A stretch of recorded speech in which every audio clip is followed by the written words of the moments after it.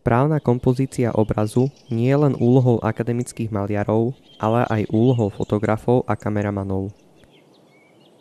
Zlatý rez. Najznámejším spôsobom tvorby kompozície je umiestňovanie snímaného objektu do zlatého rezu, teda do 1/3 šírky alebo výšky záberu.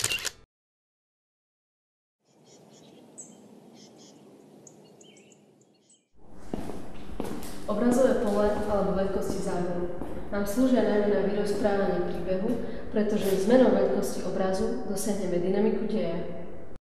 Veľký celok. Zaberá veľký priestor, ktorý okolo seba vidíme.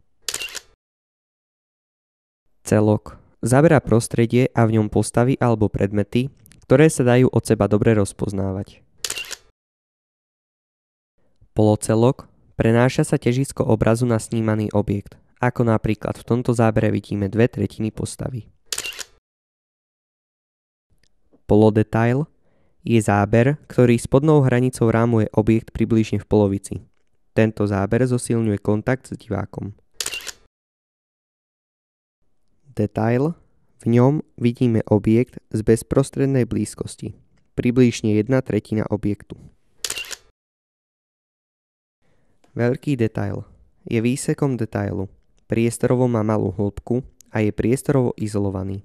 Veľký detail dramatizuje.